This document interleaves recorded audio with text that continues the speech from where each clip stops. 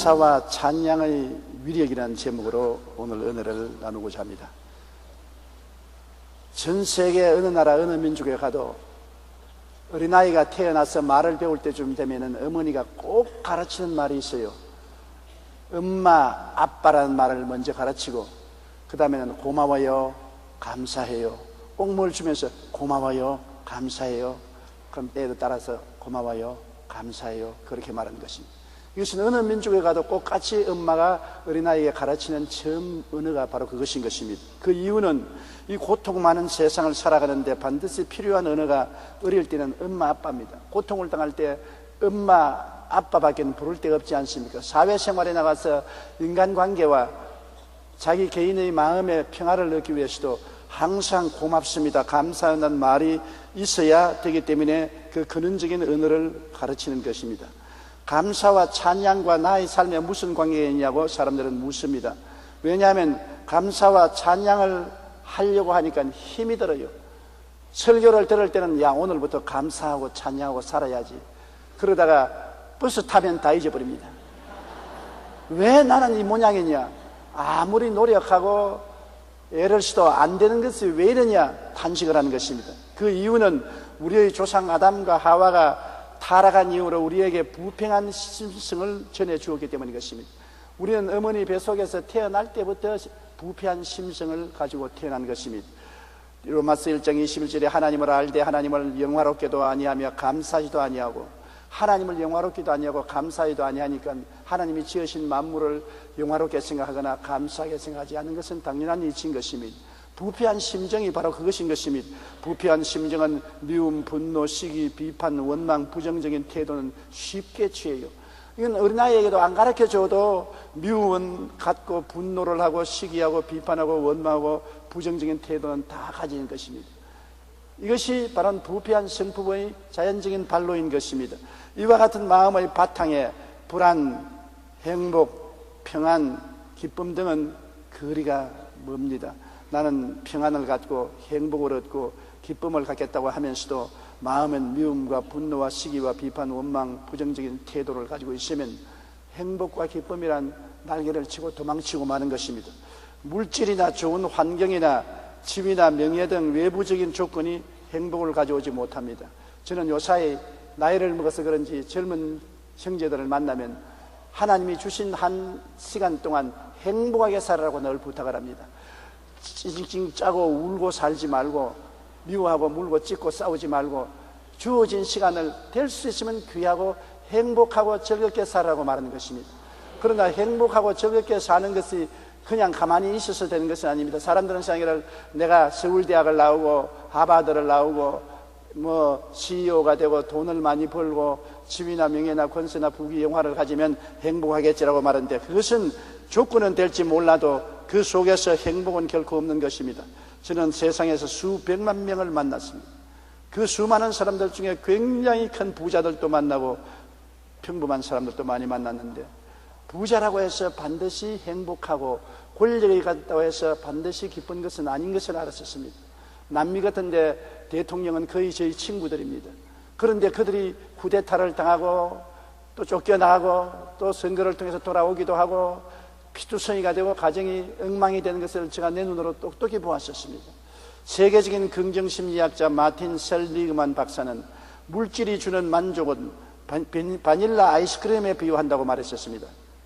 물질적인 기쁨이란 처음에는 아주 맛있지만 점점 녹아서 별 맛을 느끼지 못하게 되는 바닐라 아이스크림과 같다는 것입니다.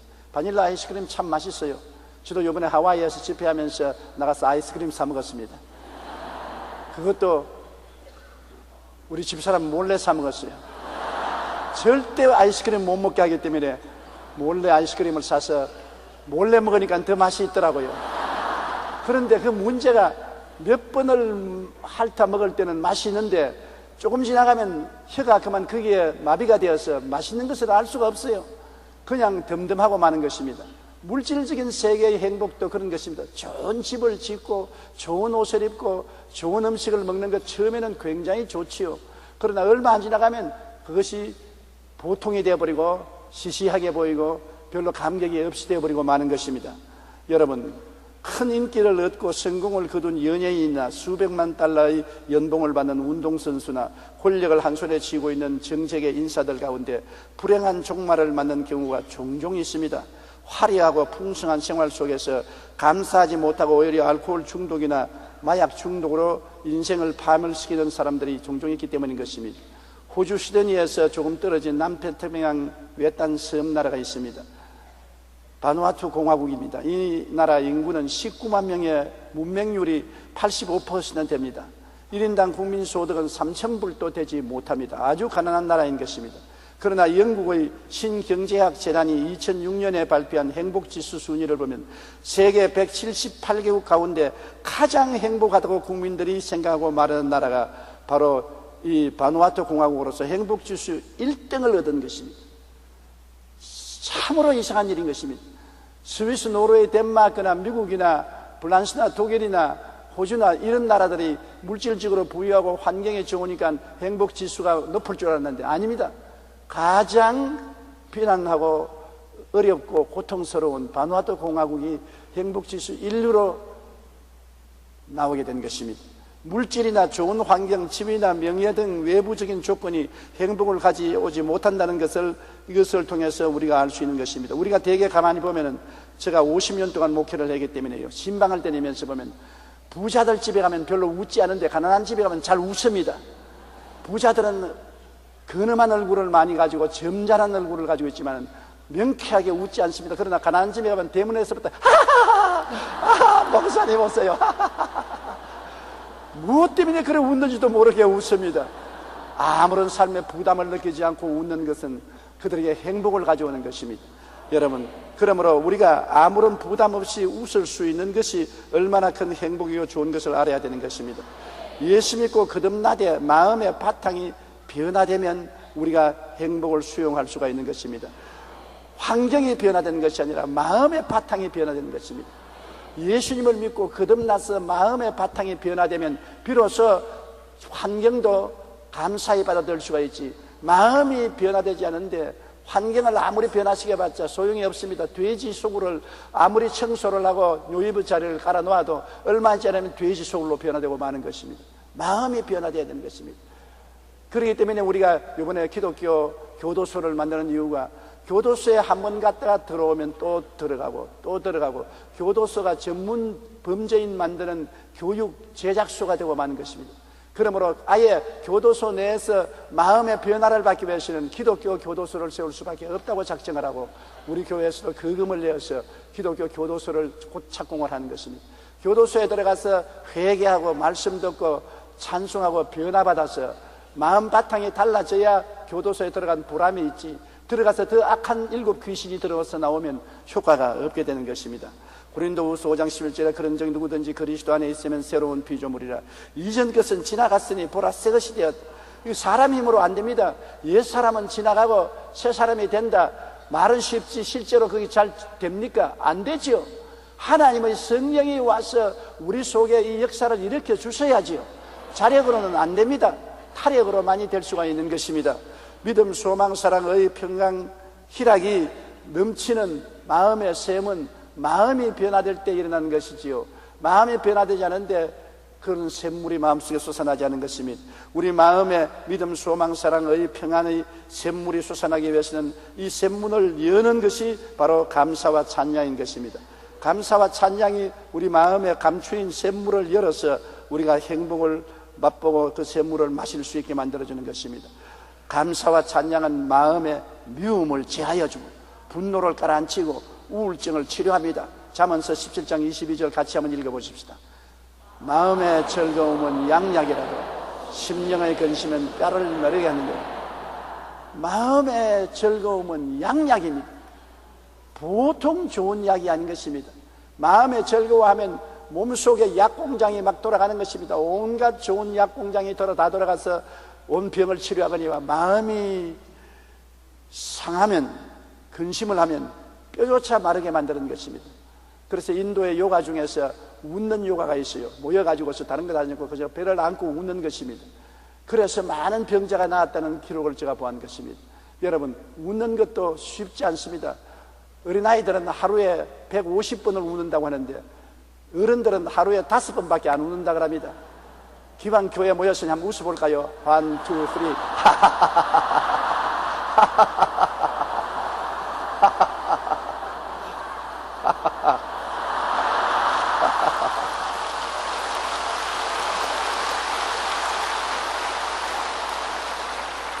좋은 일은 억지로 해도 괜찮다고, 웃는 것은 좋은 것이기 때문에 억지로 웃어도 우리 속의 신경은 진짜 웃는지 가짜가 웃는지 모른답니다. 그러므로 여러분 할 수 있으면 많이 웃으세요. 저도 웃으려고 애를 많이 쓰지만 이것도 힘이 들더라는 것입니다. 캘리포니아 데이비스 대학교 심리학과 로버트 에먼스 교수와 마이애미 대학교 심리학과 마이클 맥클로프 교수는 공동 과제로서 연구를 해서 감사와 심리적 변화의 결과를 발표한 적이 있습니다. 거기에 보면 사람들이 감사하고 찬송하며 웃고 지나면 삶에 대하여 더 행복하다고 느끼게 된다는 것입니다. 그냥 있는 것이 아니라 감사합니다, 할렐루야, 찬양합니다. 그러면 내가 사는 것이 참 행복하다고 느끼게 된다는 것입니다. 낙천적인 성격으로 변화됩니다. 늘 마음이 우울하던 사람이 즐거워하게 되고 낙천적인 성격으로 변화되고 활력이 넘치는 생활을 하게 되었다는 것입니다.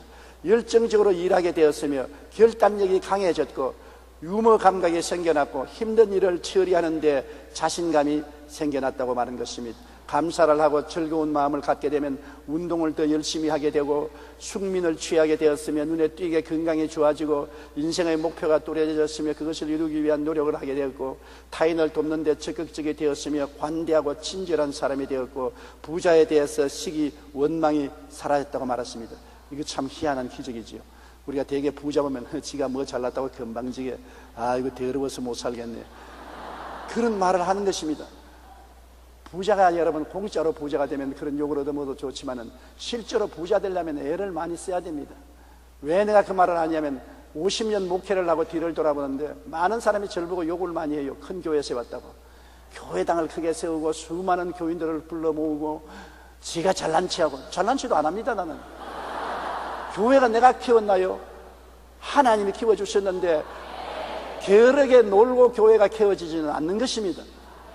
진실로 여러분 하나님 앞에 정직하게 말씀드리거니와 50년 목회 동안에 한 번도 휴가를 가본 적이 없습니다. 교회에 목숨을 내어 걸고 일을 해야 교회가 성장하지요. 일 안 하고 교회가 성장할 수가 있는 것입니까? 부자도 참된 부자는 죽도록 뼈가 부러지게 일을 해야 부자가 되지, 가만히 있는데 누가 돈 갖다 줍니까? 돈 갖다 주는 것이 없습니다. 자본주의 사회에서는 공정 경쟁을 통해서 정부가 공정 경쟁만 하게 해주고 전부 열심하고 근검하고 전략하고 애쓰며 노력해야 부자가 될 수 있죠. 그런데 비아냥거리다가도 우리가 감사하는 생활을 하고 마음이 긍정적이 되면은 부자도 부자 될 만하니까 부자 되었지, 감사하다고 그렇게 생각해야 되는 것입니다. 부자가 자기만 먹고 산다면은 고생할 것 없어요. 부자 한 사람 밑에 수십만 명, 수백만 명이 밥을 먹고 사는 것이니까 그것을 생각해야 돼요. 여러분 우리나라도 부자들이 많이 생겨나야 되는 것입니다. 여러분들 다 부자 되어야 되는 것입니다. 그건 왜냐, 여러분만 먹고 살지 말고 여러분 밑에 20명, 30명, 100명, 200명, 1000명씩 먹여 살려야 하면 되는 것입니다. 그래야 부자의 효과가 있지요. 이래서 우리 하나님이 우리나라를 축복해 주시면 많은 부자들이 생겨나는 것입니다. 다 부자는 될 수 없지요. 다 그런 능력을 있는 것은 아닌 것입니다. 돈 버는 능은 선택된 사람들이 돈을 벌 수 있기 때문에 돈을 벌어서 나눌 수 있게 만들어만 주면 되는 것입니다. 정부에는 이런 도움을 베풀면 되는 것입니다. 그리고 마음에 기뻐하고 즐거워하면 일을 체계적으로 하게 되었고 보다 창조적이고 열린 시각으로 상황을 보게 되며 어려운 상황에 더욱 탄력적으로 대처하게 되었고 스트레스에 강해지고 가족관계가 돈독해지고 신앙심이 깊어졌다고 말한 것입니다. 감사와 찬양이 이런 큰 인격적인 변화를 가져오는 것입니다. 죄와 벌, 가라마조프의 형제들을 쓴 러시아의 대문호 돌스토에프스키의 삶은 어릴 때부터 고통의 연속이었습니다. 어린 시절에 아버지가 살해당하고 고아로 자랐습니다. 청년 시절에 혁명당 활동을 하다가 싸야 소련 황제에게 잡혀서 사형선고를 받고 시베리아로 유학 가서 한 말로 다 할 수 없는 고통의 시절을 보냈었습니다. 그러고 난 다음 시베리아에서 해방돼 나오고 난 다음 결혼을 했는데 얼마 있지 않아 아내가 또 병들어 죽었습니다. 그래서 천신만고를 겪어서 다시 재혼을 했는데 최다를 낳았는데 최다가 또 병들어서 죽어버렸었습니다. 그러고 난 다음 설상가상으로 간질병에 걸려 평생을 고통당하며 살았습니다. 그러나 그는 자신의 질병을 거룩한 병이라고 불렀었습니다. 원망하지 않았었습니다. 도스토옙스키는 모든 일에 감사했었습니다. 감사를 안 하고는 정신적으로 견딜 수가 없었기 때문에 감사를 통해서 그 신앙이 더 굳어지고 깊어졌다고 말한 것입니다. 그러고 난 다음 그 고통 속에서 적은 책들이 오늘 역사에 남아있는 불후의 명작들이 되어서 죄와 벌이라든지 카라마조프의 형제들이라든지 이런 책들은 오늘날도 온 세계 사람들에게 찬양을 받고 있는 것입니다. 고통이 그를 파멸시킨 것이 아니라 고통 가운데 오히려 하나님께 감사하고 찬양한 것이 오히려 고통을 좋은 기회로 삼아서 승리의 발판을 만들어준 것입니다. 여러분 잘 아는 솔제니치는 시베리아 정치 수용소에서 11년의 고통 가운데 암이 걸려서 죽음에 이르자 예수님을 믿고 구사일생으로 살아나게 된 것입니다. 그는 추록한 후에 수용소의 참상을 폭로하는 소설인 수용소 군도를 써서 1970년 노벨 문학상을 받았습니다. 이 책 속에서 솔제니치는 감방이여 고맙소라고 고백하면서 하는 말이, 내가 시베리아 감방에서 11년 동안 갇혀있지 않았었으면 결코 수용소 군도란 책을 짓지 않았을 것이요, 그 다음 노벨 문학상을 타지 못했을 것이라는 것입니다. 역경이 오히려 축복으로 변화된 것입니다. 그것은 바로 주 예수를 믿고 감사할 줄 아는 삶을 가졌기 때문에 역경을 극복할 수가 있는 것입니다. 역경을 당하여 원망, 불평, 탄식하면 뼈가 마르게 되고 죽게 되는 것입니다. 디모데후서 3장 2절에 이렇게 말씀하고 있습니다. 사람들이 자기를 사랑하며 돈을 사랑하며 자랑하며 교만하며 비방하며 부모를 거역하며 감사치 아니하며 거룩하지 아니하며, 우리 삶 가운데 감사할 것은 얼마든지 있는데 그렇지 않은 시대가 온다는 것입니다. 감사는 하나님의 축복을 받는 그릇입니다. 믿음, 소망, 사랑, 의, 평안, 기쁨의 샘을 여는 문이 바로 감사와 찬양인 것을 알아야 되는 것입니다. 빌헬름 웰러는 가장 행복한 사람은 가장 많이 소유한 사람이 아니라 가장 많이 감사하는 사람이라고 말했습니다. 여러분, 감사와 찬양은 우리 이웃과의 관계를 참으로 좋게 만들어주는 것입니다. 이웃에게 감사하면 이웃의 자존심을 높여주며 기쁨을 갖다주는 것입니다. 이웃을 보고 비난하고 욕하면 이웃을 짓밟고 자존심을 상하게 만들어주고 원수로 만드는 것입니다. 그러나 이웃에게 감사하고 이웃의 한 일을 찬양하면 이웃이 자존심이 생기고 마음이 뜨거워지는 것입니다. 여러분, 조금 높은 지위에 있으면 욕을 많이 얻어먹습니다. 저도 욕을 많이 얻어먹어요. 인터넷을 열기만 하면 조용기 욕을 하는 것이 언제나 나오는데 그 별로 기분이 좋지 않습니다. 그러나 가끔 가다가 잘한다는 칭찬도 나오면 기분이 굉장히 좋습니다. 사람이니까 어찌할 도리가 없지요.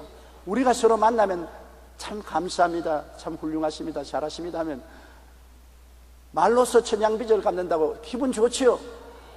여러분, 단순히 집에서 부부간에라도 남편이 아내 보고 여보 참 고맙소, 전에 몰랐는데 요사이 가만히 살펴보니까 꽤 이쁘게 되었는데 당신은 언제나 이뻐, 또 날개 없는 비행기 태운다, 그러면서도 기분이 좋다고.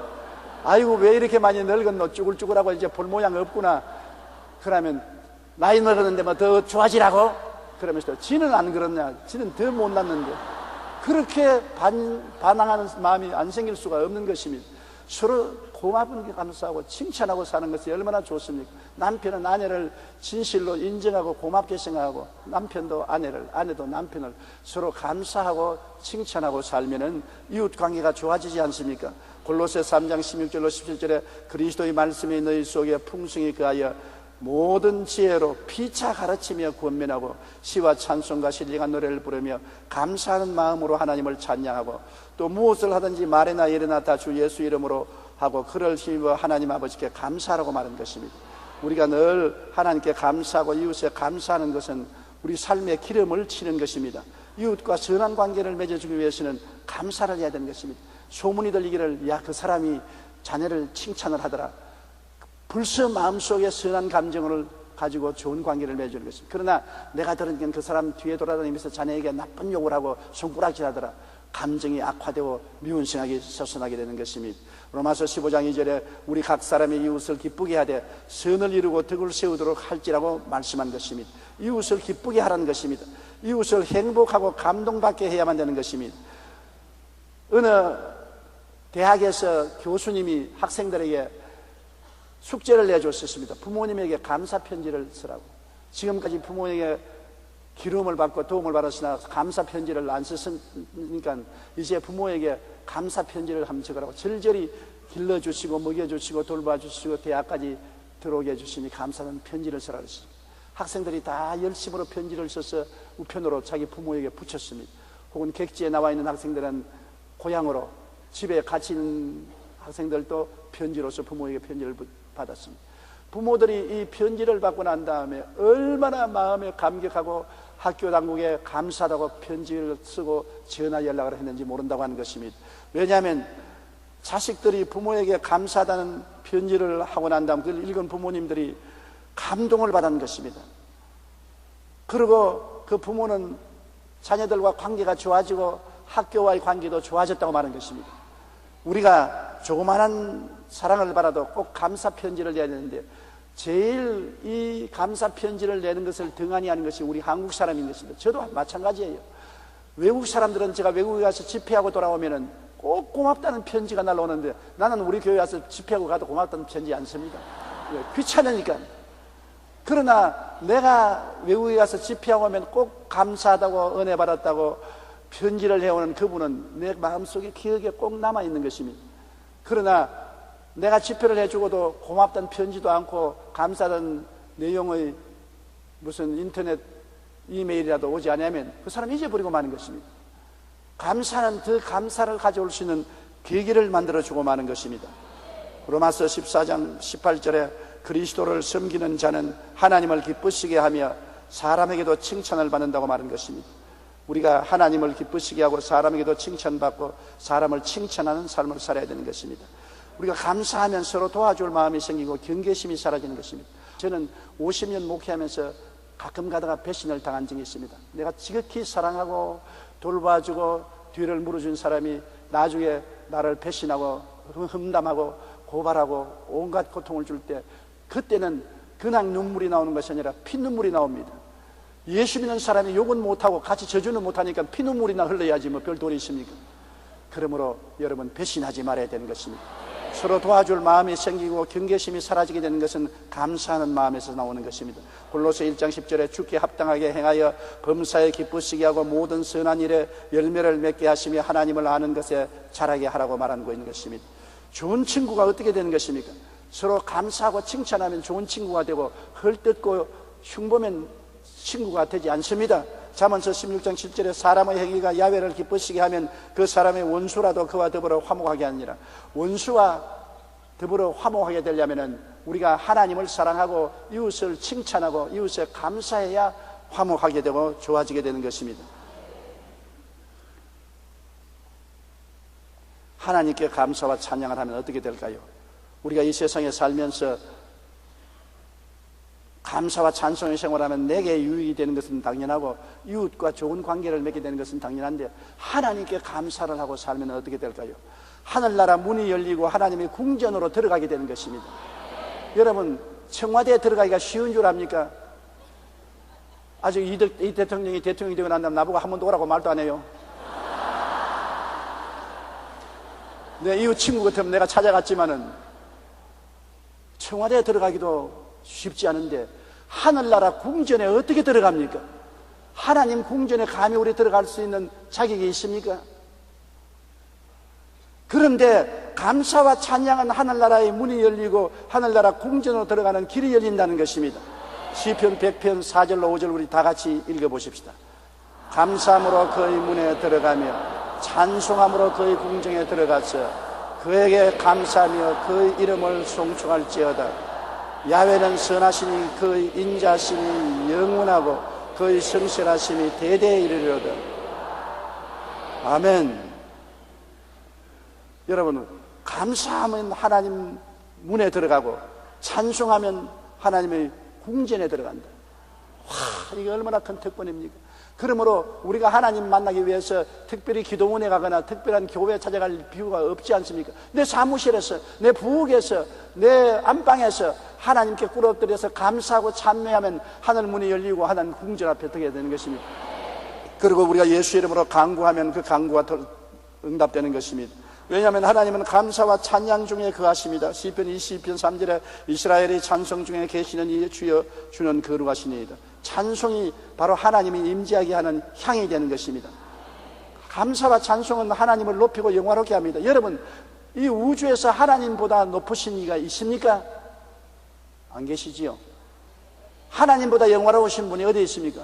영화의 극치를 가지고 계시며 지극히 거룩하고 높으신 분이 더 높아질 수 있습니까? 그러나 하나님을 더 높일 수 있는 것은 여러분이 할 수 있는 것입니다. 왜? 하나님을 감사하고 찬양하면 하나님이 존귀를 받고 영화로움을 느낀다는 것입니다. 최고로 영화로우신 하나님을 더 높이고 더 영화롭게 하는 길이 감사와 찬양의 길인 것입니다. 아무도 하나님을 더 이상 높일 수가 없고 더 영화롭게 할 수 없습니다. 그러나 여러분이 할 수 있습니다. 감사와 찬양을 하면 하나님이 정말로 더 높아진 마음의 고향함을 가지고 더 영화로움을 느끼게 되는 것입니다. 시편 50편 23절에 감사로 제사를 드리는 자가 나를 영화롭게 하나니 그의 행위를 옳게 하는 자에게 내가 하나님의 구원을 보이려고 말한 것입니다. 감사와 찬송을 하면 하나님이 영화로움을 느끼지요. 여러분, 자녀들이 부모에게 와서 감사를 하면 여러분 마음이 화끈해지고 마음이 뜨거워지면서 참 자식 잘 기르었다, 더 잘 돌봐줘야 되는 영화로운 마음이 생기고 도와줄 마음이 생겨나지 않는 것입니까? 시편 104편 33절에 내가 평생토록 야훼께 노래하며 내가 살아있는 동안 내 하나님을 찬양하리로다. 그래서 하나님을 영화롭게 하면 하나님께서 우리에게 아낌없이 도와줄 것은 당연한 일이 아닙니까? 여러분, 아무리 내 뼛속 살에서 나온 자식이라도 늘 원망하고 불평하고 탄식하면 여러분 도와줄 마음이 생기겠습니까? 하나님의 구원과 도우심의 팔을 뻗으시는 것은 찬송을 통해서 그렇게 하는 것입니다. 사도행전 16장 25절로 26절에 바울과 실라가 복음을 전하다가 빌립보 감옥에 갇혀서 판밤중에 차고에 차인 채 온몸은 맞아 상처가 입어 아프고 빈대벼룩이 들끓는 곳에서 하나님께 감사와 찬양을 부르니까 하나님이 얼마나 감동을 하시고 영화로움을 느끼든지 빌립보 옥터를 자꾸 흔들어 버리셨어요. 거대한 진동이 일어나고 지진이 일어나서 옥문이 다 열려버리고 차고가 다 끌려버리고 그들은 해방과 자유를 얻게 된 것입니다. 감사와 찬양이 해방과 자유를 가져오는 것입니다. 원망과 불평은 불행과 우울증과 고통으로 묶어놓지만은 감사와 찬양은 자유와 해방을 가져오고 영혼이 잘되고 범사가 잘되며 강건하고 생명을 얻되 풍성히 얻게 만들어 주시는 것입니다. 그러므로 감사와 찬양은 굉장히 우리를 자유롭게 하는 힘이 있는 것입니다. 하나님을 기쁘시게 하는 향기는 무엇이겠습니까? 우리가 원망하고 불평하면 입에서 연기가 나오는 것입니다. 옛날에 우리 어릴 때 여우 잡으러 가면 여우 굴에다가 생나무를 끄다가 내리 불을 찌르면 여우가 코가 아파서 견딜 수가 없어서 튀어나오면 몽둥이로 때리 잡았어요.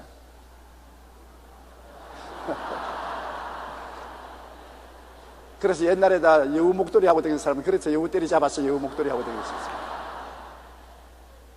요사이 그러다가 환경주의자에게 큰일 날 소리 하겠지만은, 그런데 하나님께 감사와 찬양을 드리면 연기가 나는 것이 아니라 향기가 나게 하는 것입니다. 아주 달콤한 향기가 나게 하심으로 하나님께서 향기를 흠량하시고 기뻐하시고 복을 내려 주시는 것입니다.